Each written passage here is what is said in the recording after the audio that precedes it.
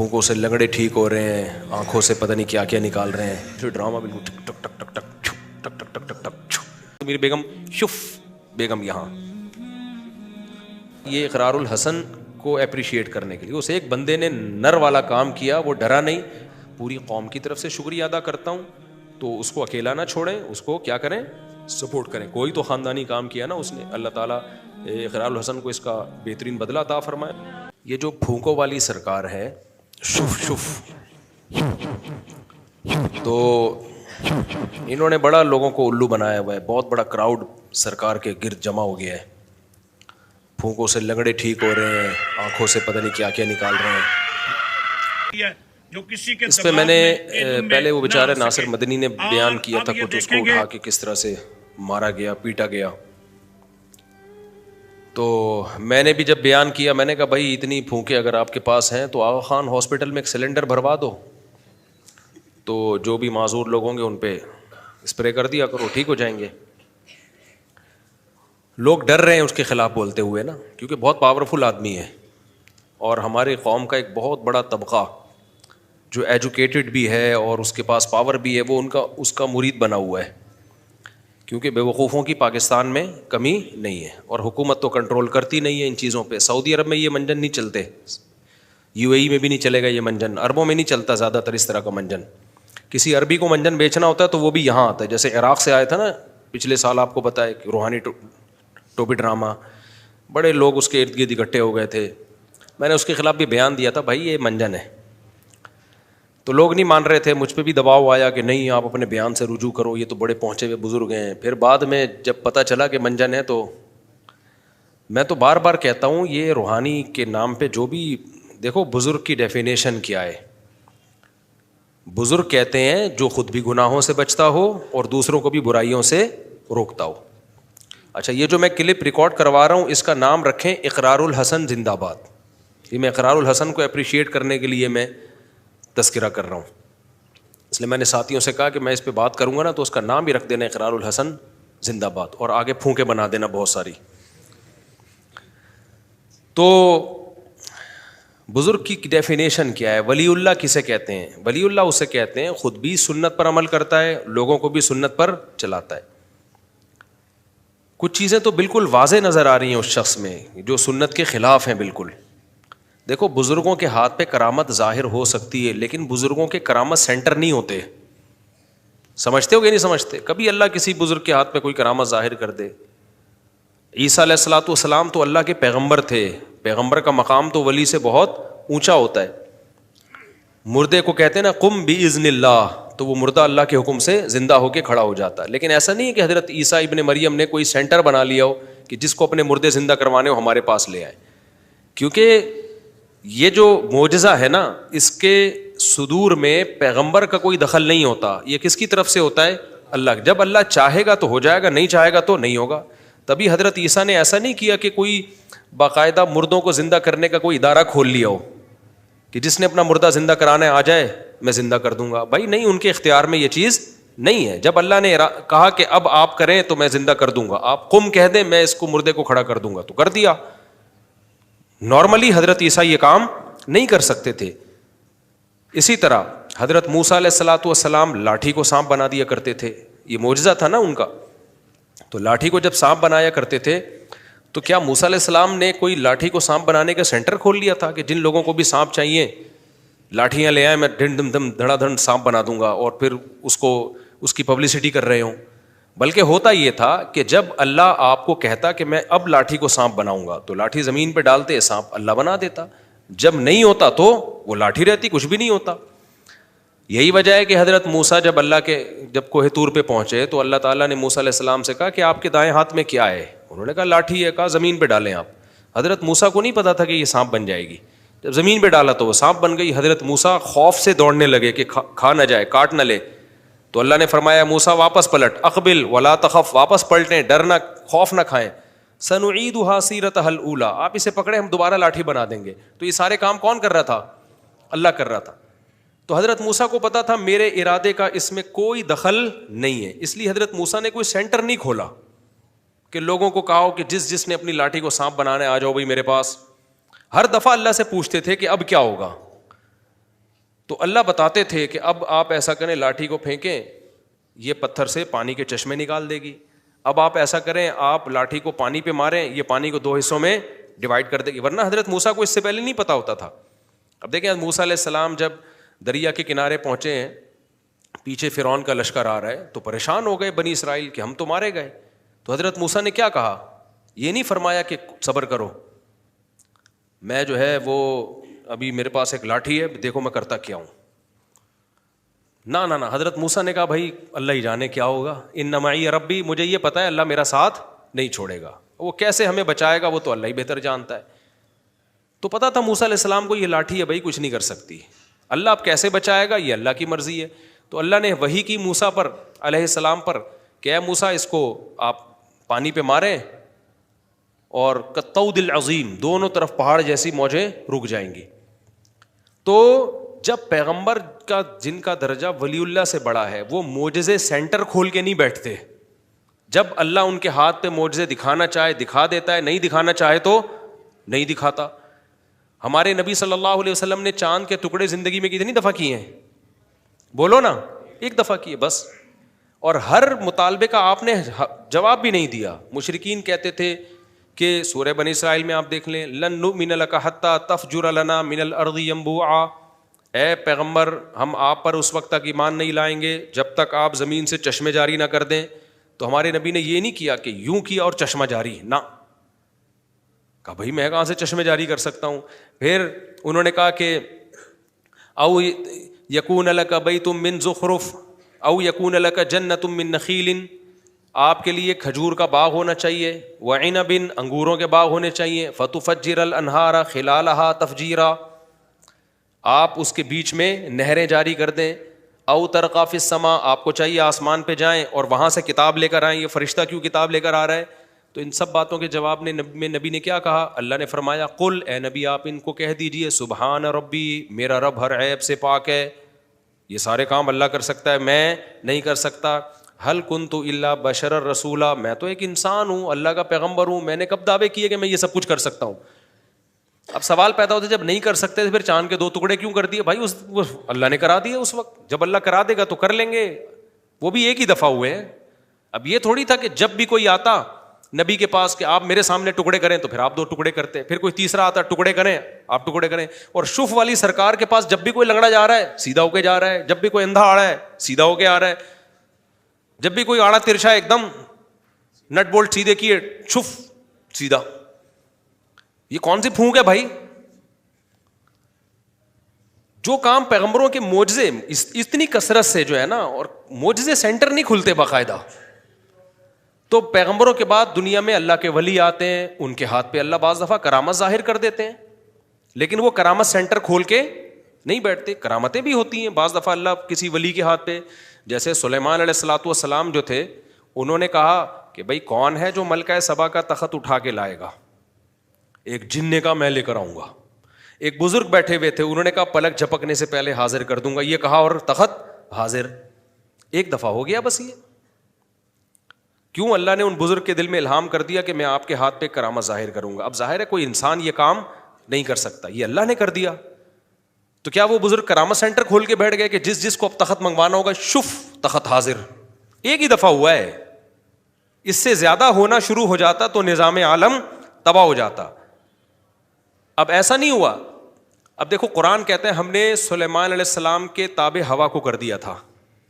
ہوا سلیمان علیہ السلام کو اٹھا کے لے جاتی ان کے تخت کو. 1 مہینے کا سفر چند گھنٹوں میں طے کرا دیتی تھی وہ. یہ قرآن میں ہے غدوها شہر ورواحها شہر. سوال پیدا ہوتا ہے کہ 2-3 گھنٹے تو پھر بھی لگ رہے تھے نا ان کو کسی ملک میں پہنچنے میں، کہ تخت اٹھا کے سلیمان علیہ السلام سمیت جائے گی وہ ہوا اور ایک ملک سے دوسرے ملک پہنچا دے گی. تو سلیمان علیہ السلام اور بزرگ سے کہتے کہ یار تم نے چند سیکنڈوں کے اندر میری پلک جھپکنے سے پہلے ملکہ سبا کا اتنا بھاری بھرکم تخت وہاں سے سینکڑوں کلومیٹر دور سے اٹھا کے لے آئے، تو اب ہوا کے تکلف کی ہمیں ضرورت کیا ہے؟ بولو شف. وہ بزرگ بولتے شف، اور سلیمان علیہ السلام کا 1 سیکنڈ کے اندر تخت اس ملک سے اس ملک. تو اس سے بھی پتہ چلتا ہے کہ ان بزرگ کے ہاتھ پہ بھی ونس اپون اے ٹائم ایسے ہو گیا کہ اللہ نے کہہ دیا بھائی چلو ہم کرامت ظاہر کر دیں گے. یہ نہیں کہ وہ بزرگ کوئی کرامت سینٹر کھول کے بیٹھ گئے ہوں کہ اب جہاں کیا شف اور وہاں تخت پہنچا, یہاں سے وہاں, کیونکہ اس سے نظام عالم کیا ہو جائے گا, تبدیل. اگر ان بزرگ کے پاس یہ طاقت آ جاتی نا کہ جب شف کریں گے بندہ, جیسے یہ دیکھو نا یہ جو شف والی سرکار ہے, سینکڑوں لنگڑوں کو تو ٹھیک کر دیا اس نے.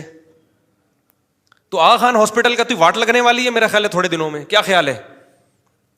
اور سول ہاسپٹل اور جو معذوروں کے ہسپتال ہیں ان سب کو بند کرو بھائی, لائن لگا کے کہاں چلے جاؤ. اور جو لنگڑے کو شف کر کے سیدھا کر دے گا وہ بھاگی بھی بیوی کیوں نہیں لا سکتا؟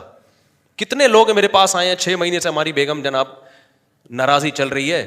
تو سلیمان علیہ السلام کے دور میں اب کسی کی بیگم ناراض ہو کے میکے چلی گئی, وہ بندہ فوراً ان بزرگ کے پاس آئے گا, آپ ملکہ سبا کا تخت اٹھا کے لا سکتے ہو, میری بیگم شف بیگم یہاں.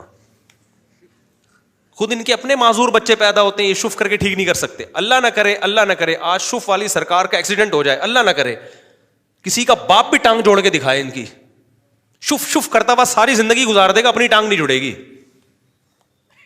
تو کیا ہو گیا عقل کے ان اندھوں کو؟ میں سمجھا پا رہا ہوں, میں کرامتوں کا منکر نہیں ہوں. کچھ لوگوں نے بابوں کی کرامتوں میں مبالغہ کیا ہے, جو کرامتیں صحیح سند سے ثابت ہیں ان کا بھی انکار کیا, یہ بھی غلو ہے. کرامت کا صدور اہل اللہ سے ہوتا ہے, ہم نے اپنی آنکھوں سے دیکھا ہے, لیکن کرامت سینٹر کھول کے نہیں بیٹھ جاتے, اور وہ اپنی کرامتوں کی نمائش بھی نہیں کرتے ہیں. سمجھتے ہو کہ نہیں سمجھتے؟ اور پھر ولی اللہ ہونا بھی تو ضروری ہے. ہمارے نبی صلی اللہ علیہ وسلم نے حکم دیا خالف الیہود والنصارى, یہود اور عیسائیوں کی مخالفت کرو. اعفوا اللحى, داڑھی رکھو یا داڑھی بڑھاؤ, داڑھی بڑھاؤ. میں نہیں کہہ رہا جو داڑھی کاٹتے ہیں وہ ہم سے برے ہیں, ہم سے اچھے ہی ہوں گے, لیکن کم از کم ایک آدمی ولی اللہ ہونے کا دعویٰ کرتا ہے تو اس پر سنت والا گیٹ اپ تو فرض بنتا ہے نا. تو بغیر داڑھی کے ولی اللہ کہاں سے مارکیٹ میں آنا شروع ہو گئے؟ ان کی داڑھی بھی نہیں ہے.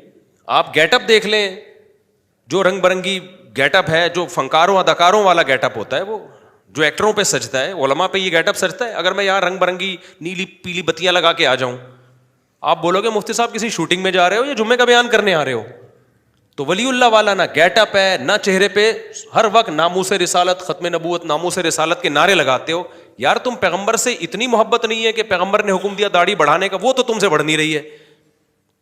ہم نہیں کہہ رہے جس کی داڑھی نہیں ہے ہم اس کو برا سمجھتے, ہم سے اچھا ہی ہوگا, لیکن کم از کم وہ دعویٰ تو نہیں کرتا نا بڑے بڑے. میری اگر داڑھی نہیں ہوگی تو میں کم از کم ممبر پہ بیٹھ کے بڑے بڑے دعوے تو نہیں کروں گا نا کہ بھائی میرا تو گیٹ اپ بتا رہے کہ میں سنت کا دشمن ہوں. تو یہاں تو گیٹ اپ بتا رہے کہ آپ کو سنت سے محبت نہیں ہے, اور آپ دعوے کر رہے ہو.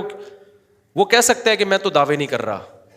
بھائی آپ عمل سے دعوے کر رہے ہو, زبان سے بعض دعوے نہیں کیے جاتے, اور کہتے ہو ناموس رسالت کے برکت سے ہے یہ تحفظ. آپ نے کون سا تحفظ ختم نبوت کے لیے کوئی بڑا کام کر لیا؟ کون سی آپ نے تحفظ ختم نبوت کے لیے مارے کھائی ہیں؟ یا بل, وہ جو قومی اسمبلی سے بل پاس ہوا تھا اس میں آپ کا کیا کردار ہے؟ کچھ بھی نہیں. منجن بیچ رہے ہو آپ ناموس رسالت کا اور ختم نبوت جو ہے وہ اس کا نام پہ. آپ جو ختم نبوت کا کام کرنے والے ہیں وہ تو الگ لوگ ہیں, وہ تو کبھی نہیں انہوں نے کوئی پھونک لگا کے کسی بندے کو ٹھیک کرنے کی کوشش کی. تو اب مسئلہ یہ ہے کہ ہماری گورنمنٹ کو چاہیے تھا, ہمارے جو با اختیار ادارے ہیں ان کو چاہیے تھا کہ یار ایک آدمی کھلے عام لوگوں کو الو بنا رہا ہے, اور بیچاری عوام تو بیوقوف ہوتی ہے. وہ تو ویڈیو دیکھ دیکھ کے کہ لنگڑا تھا شف کیا ہے صحیح چلنا شروع ہو گیا, وہ بیوقوف بن رہی ہے. تو یہ کس کی ذمہ داری تھی اصل میں؟ یہ حکومت کی ذمہ داری ہے.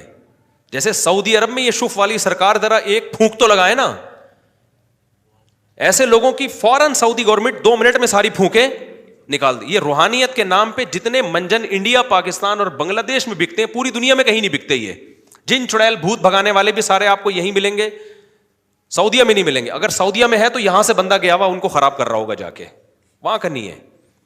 تو اس لیے یہ سب سے پہلی ذمہ داری کس کی ہے؟ گورنمنٹ کی ذمہ داری ہے کہ ان کو بھی اور ان جیسے جتنے لوگ ہیں ان کو کنٹرول کرے. یہ جو کھول کے بیٹھے ہوئے ہیں نا سنگ دل محبوب آپ کے قدموں میں, اور یہ جو کتنے نعرے لگے ہوئے ہیں, اور پتہ نہیں کیا کیا گند لوگوں کو جادو کے نام پہ پلا رہے ہوتے ہیں, گندے خون اور اوٹ پٹانگ عملیات فلیتے اور پلیتے, ان سب کو گورنمنٹ پر لازم ہے کنٹرول کرے, ان کے دھندوں کو ختم کرے.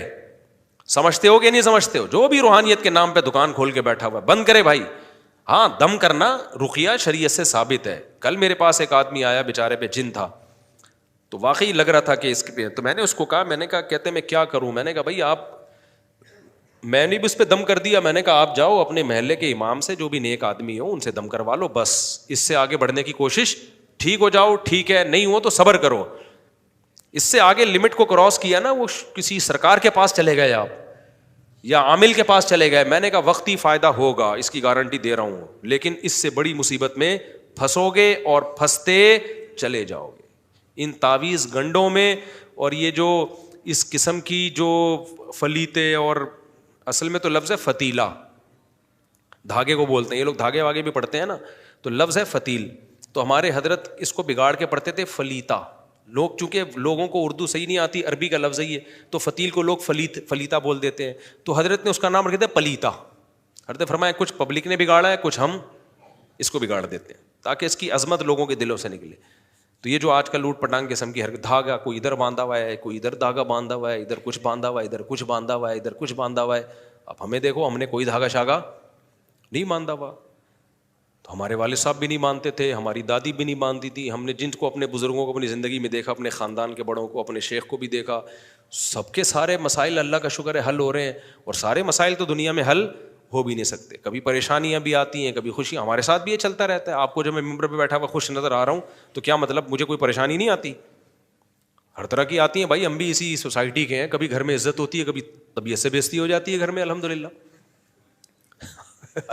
سب کے ساتھ ہوتا ہے بھائی. ہم یہ دعوے ہی نہیں کرتے, لوگ بڑے بڑے دعوے کر رہے ہوتے ہیں میرا اتنا روب ہے. بھائی ہمارا تو تھوڑا بہت روب ہے, کچھ برداشت کر لیتے ہیں, کچھ بےزتی ہو جاتی ہے. اس کے بعد یہ ضرور ہے اللہ نے ایک کوالٹی رکھی ہے, جب زیادہ بےزتی ہوتی ہے فیل ہونا ختم ہو جاتی ہے. یہ ہر ایک کے ساتھ ہے. اچھا خیر, تو سب کچھ سب گھروں میں ہوتا ہے. اس کا حل دعا مانگو اور صبر کرو. تیسرا کوئی حل آپ کے پاس, اللہ سے لو لگاؤ, دعا مانگنا سیکھو. کتنا مزہ آتا ہے کسی سرکار کے پاس جائے بغیر اللہ کی سرکار میں آ جائے آدمی. نحن اقرب الیہ من حبل الورید, اللہ کہتے ہیں میں تمہاری شہرک سے بھی زیادہ قریب ہوں. یہ اللہ کیوں کہتے ہیں بھائی؟ مجھ سے مانگو, ادعونی استجب لکم, مجھے پکارو میں تمہاری دعاؤں کو سنوں گا, تمہاری پکار کا جواب دوں گا. تو اللہ جواب دیتا ہے.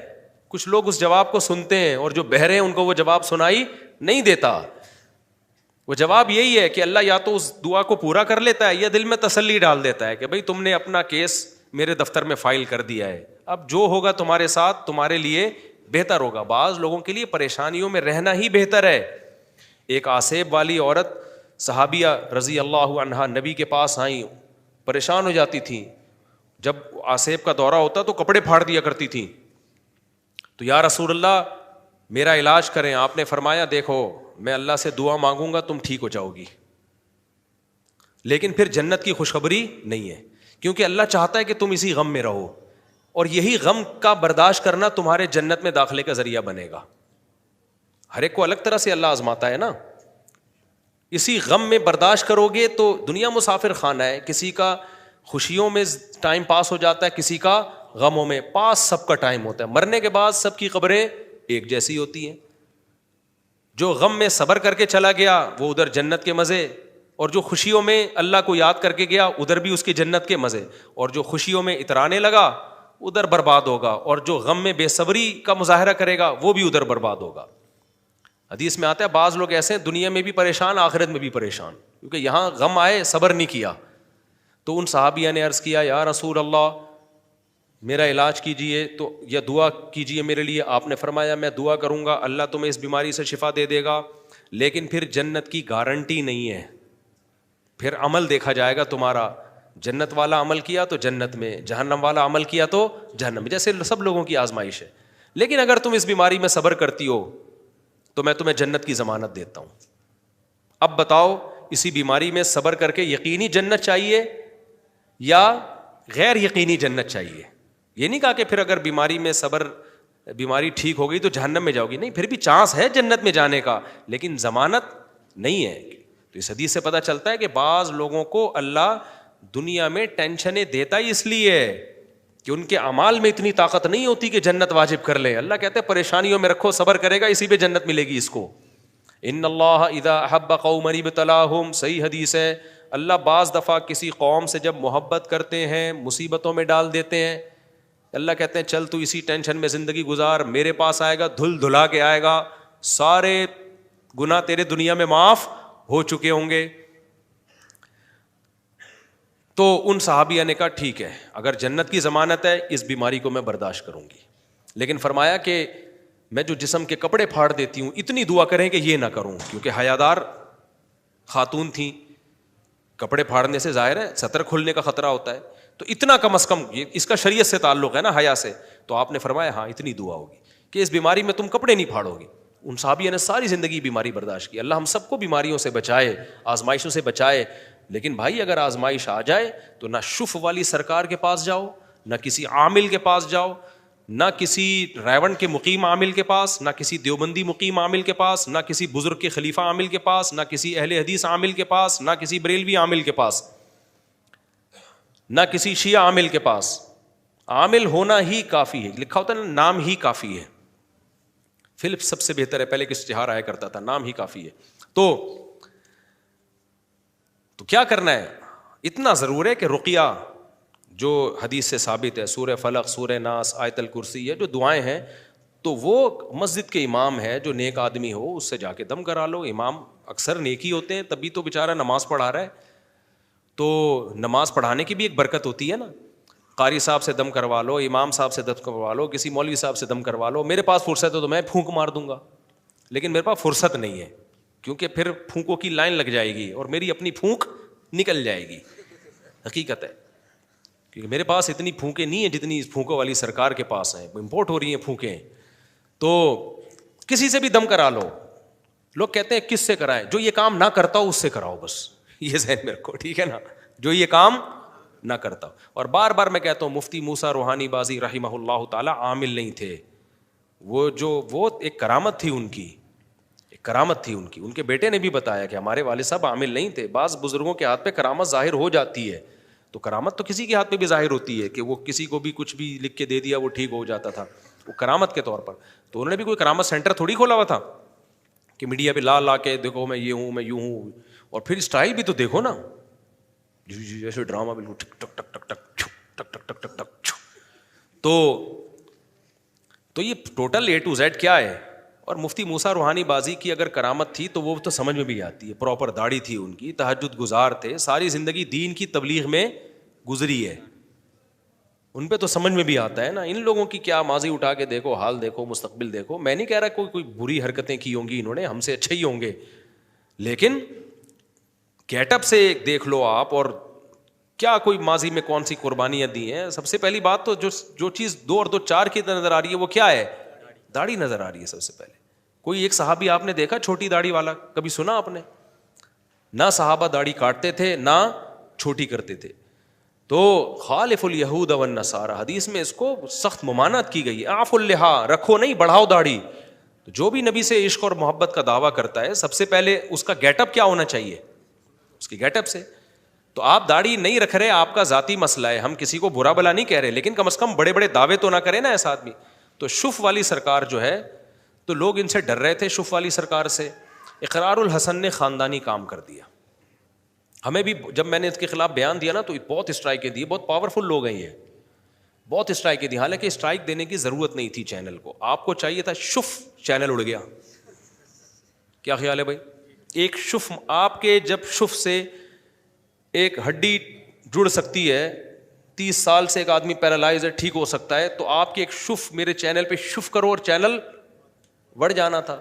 تو یہ تو ادھر کبھی ادھر اوچھے ہٹکندے استعمال کر رہے ہوتے ہیں بندے اٹھا کے جو واقعات ہوئے، ابھی میں کیا زیادہ ڈیٹیل میں جاؤں. تو اس لیے حکومت کی ذمہ داری ہے اس قسم کے جتنے بھی ڈرامے باز قسم کے لوگ ہیں جو لوگوں کو بے وقوف بنا رہے ہیں ان کو گورنمنٹ کنٹرول کرے. لیکن سوال پیدا ہوتا ہے گورنمنٹ کو کون کنٹرول کرے؟ تو جو گورنمنٹ کو کنٹرول کر رہے ہیں وہی کنٹرول کر لیں ان کو. جو بزرگان دین پاکستان میں بڑے جو پائے جاتے ہیں، استغفر اللہ. اچھا خیر، تو کوئی تو کرے نا کنٹرول بھائی. ہمیں کنٹرول کرنے سے مطلب ہے، کوئی بھی کر رہا ہو، اسٹیبلشمنٹ کرے، گورنمنٹ کرے، ہمیں اس سے مطلب نہیں ہے. لیکن کرو ان لوگوں کو. ایک نہیں ہے، ایسے کیا ہے. گلشن معمار میں بھی ایک بہت بڑی فلم ہے، بہت بڑے بڑے علماء کو اس نے بیوقوف بنایا ہوا ہے. وہ بھی کچھ نہ کچھ اتنا لوگوں کے گھر تباہ کر دیے اس نے, طلاقیں دلوا دی ہیں گھروں میں, اتنی بربادیاں کر دی ہیں.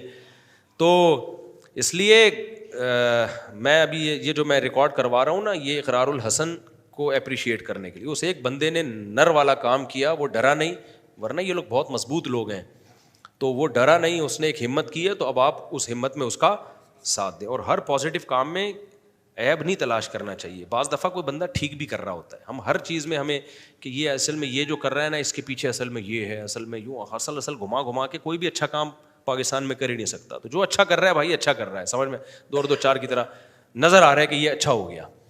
ہمارے لیڈروں میں کوئی اچھا کام کرے گا تو جو اپوزیشن کے ہیں وہ کہتے ہیں اصل میں یہ تو لوگوں کو بیوقوف بنا رہا ہے.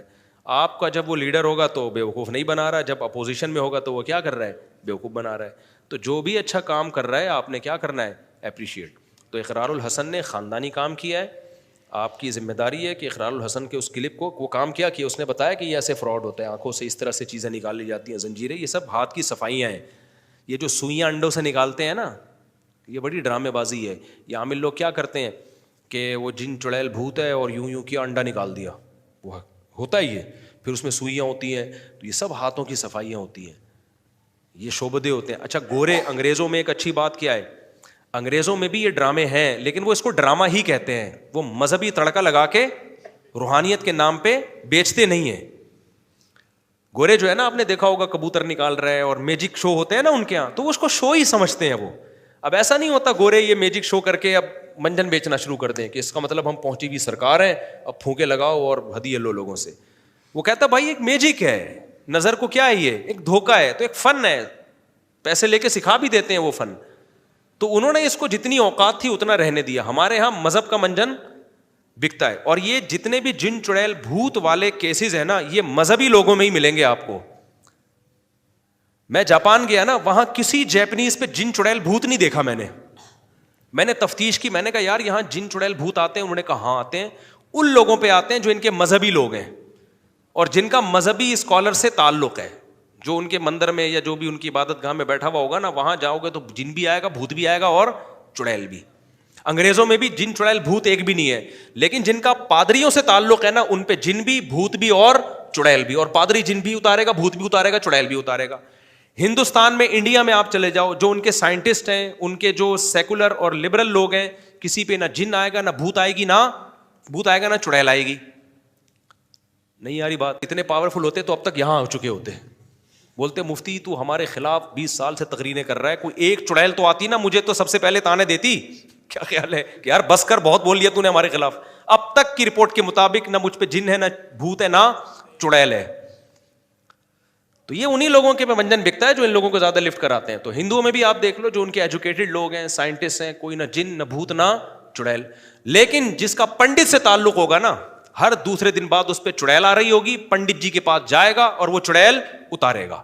تو مسلمانوں میں بھی جو سیکولر لبرل لوگ ہیں, نہ جن, نہ بھوت, نہ چڑیل. جو مذہب میں, تبلیغ میں وقت لگا لیا, مدرسے میں پڑھ رہا ہے, خانقاہ سے تعلق ہے, اس پہ جن بھی آئے گا, اس پہ چڑیل بھی آئے گی, اس پہ بھوت بھی آئے گا. اور اتارے گا کون؟ بزرگ اتاریں گے. تو یا تو مذہب غلط ہے, یا مذہب کی تشریح کیا ہو رہی ہے, غلط ہو رہی ہے. سمجھتے ہو یا نہیں سمجھتے ہو؟ پھر وہی پرانی بوسیدہ دلیل دیتے ہیں کہ پیغمبر پر بھی تو جادو کا اثر ہو گیا تھا, تو ہم پہ نہیں ہو سکتا. امکان سے چیزیں ثابت نہیں ہوتی. سمجھتے ہو کہ نہیں سمجھتے؟ پیغمبر پر جادو کا اثر کیوں ہوا تھا, اس کو علماء نے بیان کیا ہے کہ لوگ آپ کو جادوگر کہتے تھے, اللہ نے ہونے دیا تھوڑا سا, تاکہ کم از کم یہ تانا آپ سے دور ہو جائے کہ بھئی اگر جادوگر ہوتے تو اپنے اوپر نہ ہونے دیتے.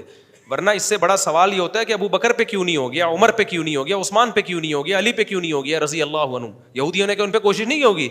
تو ایسے اگر اندھی لگی ہوئی ہے کہ جٹھانی کو ساس سے لڑا دیا, اور بہو کو یوں کر, بہو نے ساس پہ جادو کر دیا, ساس نے بہو پہ جادو کر دیا, سوکن نے سوکن پہ کر دیا, ایسے میرے بھائی ہو رہا. تو عمران خان سب سے پہلے نواز شریف پہ کرواتا, نواز شریف کس پہ کرواتا؟ عمران خان پہ کرواتا, پھر وہ باجوہ پہ کرواتا, باجوہ اس پہ کرواتا جادو. پورے ملک کا سیٹ اپ کیا ہو جاتا؟ برباد ہو جاتا. تو ایسے تھوڑی ہوتا ہے یار, اتنا مذاق بنا لیا تم لوگوں نے اس سسٹم کو. اور ایک بس آخری واقعہ سنا کے اپنی بات کو ختم کرتا ہوں. ابھی کچھ دن پہلے ایک صاحب آئے, کہنے لگے ہمارے گھر میں خون کی چھینٹیں نظر آ رہی ہیں اور بندر کے پنجے نظر آ رہے ہیں. تو یہ کچھ ہے. اور میں نے کسی عامل کو لایا ہوں, اس نے سونگ کے بتایا کہ چڑیل وڑیل کا کوئی کیس ہے. میں نے کہا بھائی بندر کے پنجے نظر آئیں, خون کے چھینٹے اگنور کرو, خون نظر آئے دھو کے صاف کر دیا کرو بس. اور زیادہ سے زیادہ شرعی رقیہ کر لو, سورہ فلق سورہ ناس پڑھ لو, آیت الکرسی پڑھ کے پھونک لگا دو, بس کافی ہے. چھینٹے مار دو پانی کی, بس کافی ہے.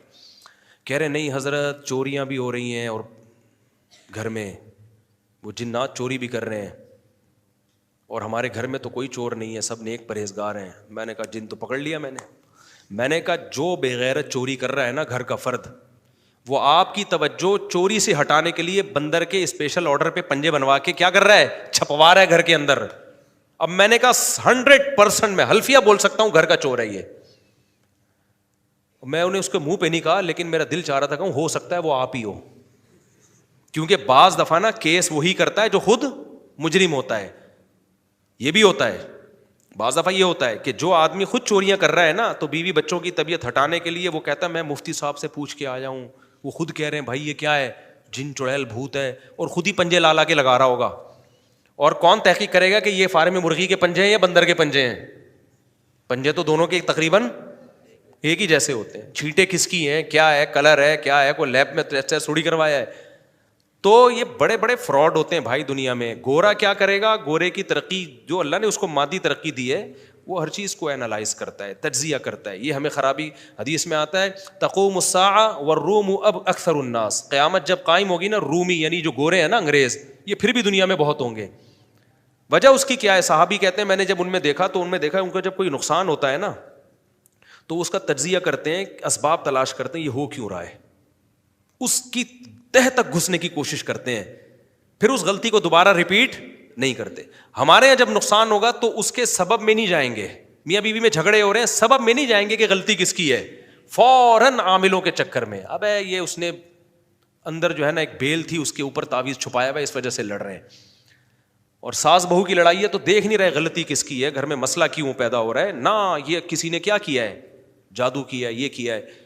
تو انگریز کیا کرتا ہے, جب اس میں کوئی کچھ نقصان ہوگا نا تو وہ اس کی تہ میں کیا کریں گے, بولو, گھسیں گے. دیکھو انگریز افغانستان میں آیا, رشیا بھی آیا تھا, رشیا بہت طبیعت سے پٹا ہے, امریکہ کو بھی نقصان ہوا مگر اس نوعیت کا نہیں ہوا. وجہ کیا ہے, اس نے پہلے ہسٹری کو پڑھا کہ رشیا اتنا پاورفل تھا, آیا تھا, تو اس نے دیکھا بھائی یہ قوم جو ہے نا یہ زبردستی قبضہ نہیں کیا جا سکتا اس پہ, کیونکہ یہ پھر یہ موت کا گھونٹ پی لیں گے, یہ غلامی برداشت نہیں کرتے.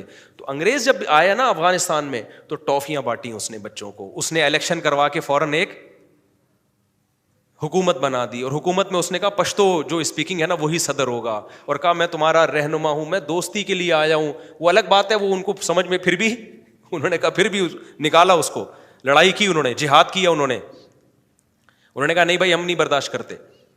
لیکن ایک اسٹڈی تو کی نا انہوں نے کہ وہ غلطی جو رشیا نے کی تھی وہ نہیں دہرانی.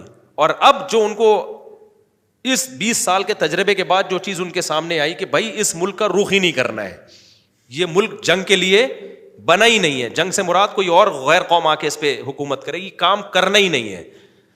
ہمارے یہاں پتہ ہے کیا ہوتا ہے, جب کوئی مصیبت پہنچی, نقصان پہنچا, بجائے اس کے ہم اس کے اب جیسے خفیہ چوری ہو رہی ہے, پتہ ہی نہیں چل رہا, تو بھائی کوئی بڑا ہوشیار قسم کا چور ہے, یا تو یہ خود چور ہے جو انکوائری میں لگا ہوا ہے. میرے ساتھ تو ایسا ہوا ہے, میری چیزیں چوری ہوئی تو جو چور تھا نا ادھر مسجد سے چوری ہوئی, جو چور تھا کم بخت وہ جا کے FIR کٹوا کے آیا ہے. ہمارا شک بھی نہیں تھا کہ یار یہ آدمی چوری کر, بعد میں پتا چلا یہی تھا. بعض دفعہ ایک بڑی محبت کا, یہاں ایک بندہ آتا تھا میرے خط لکھ کے دیتا تھا, آپ سے بہت عقیدت, آپ سے بہت محبت, بڑی پیاری باتیں کرتا تھا, تو اس کو نہیں پتا تھا خفیہ کیمرے لگے ہوئے ہیں, یہیں سے چیزیں چوری کر کے بھاگ گیا. پھر میرے نام پہ چندہ بھی لیتا رہا وہ. تو کیمرے لگائے ہم نے جن چڑیل بھوت پہ نہیں ڈالا. جب کیمرے لگائے تو پتا چل گیا یہ تو بڑا فلم ہے بھائی, یہ تو بہت بڑی فلم ہے. تو اسباب اختیار کرو اور اللہ سے دعائیں مانگو, اور رقیہ جو شریعت سے ثابت ہے بس اس سے آگے بڑھنے کی کوشش نہ کرو. تو خیر, میں آخر میں دوبارہ اقرار الحسن کا پوری قوم کی طرف سے شکریہ ادا کرتا ہوں. تو اس کو اکیلا نہ چھوڑیں, اس کو کیا کریں, سپورٹ کریں. کوئی تو خاندانی کام کیا نا اس نے, اللہ تعالیٰ اقرار الحسن کو اس کا بہترین بدلہ عطا فرمائے, اور جن علماء نے بھی اس کا ساتھ دیا ہے اللہ تعالیٰ ان کو بھی جزائے خیر عطا فرمائے.